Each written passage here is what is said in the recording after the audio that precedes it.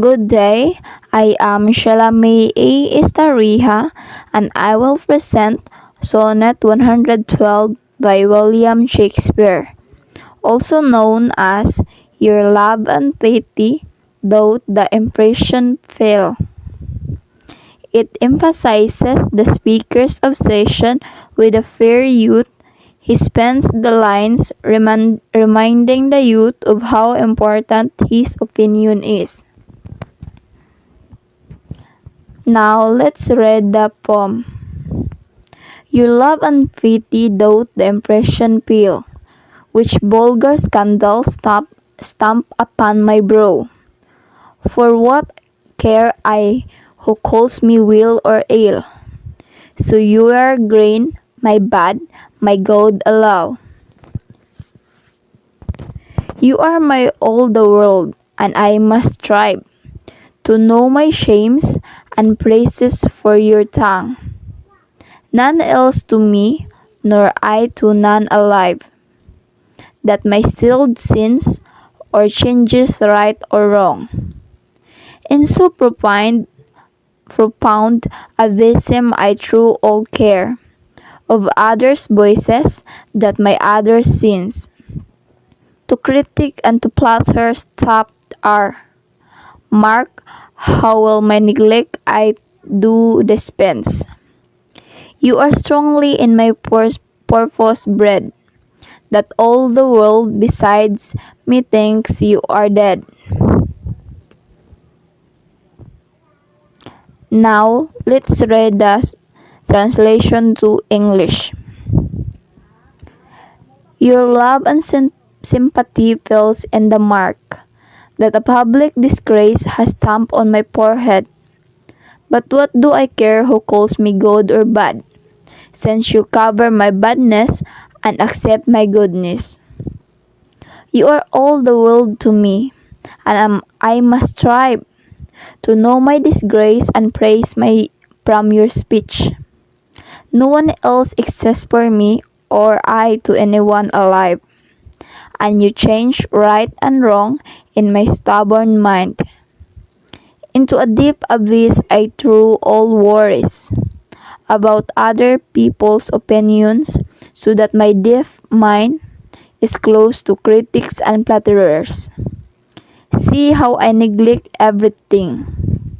You are so much a part of my plan that the whole world beside me thinks you are dead. Now, let's go to the first quatrain. In first quatrain, the speaker starts by discussing humors and how they don't affect him.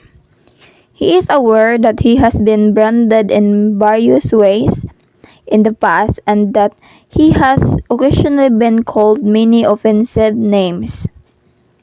These things don't affect him at all. He is just concerned with the fair youth's opinion of him.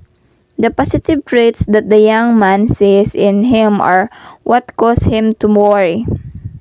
He can only be emotionally touched by this young man.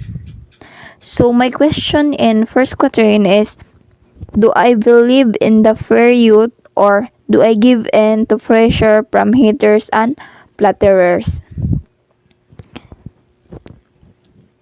In the second quatrain, the speaker goes on to say that the youth is his entire world. This young man embodies everything that the speaker values and is willing to make sacrifices for. He also reveals that by interpreting the youth's experiences, he only knows what's good about himself.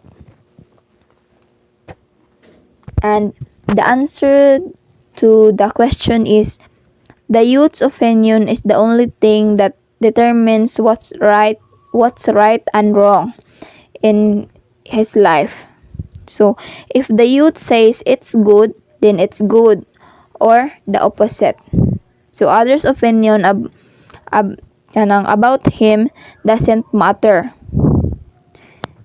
And in the third and final quatrain, the speaker re-emphasizes disdain for others' voices or others' opinion, calling them irritating and useless.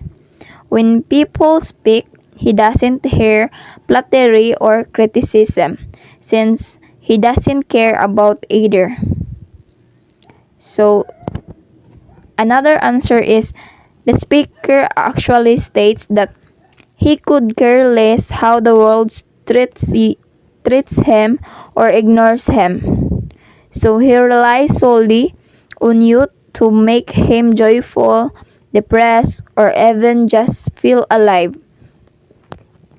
So lastly is the couplet.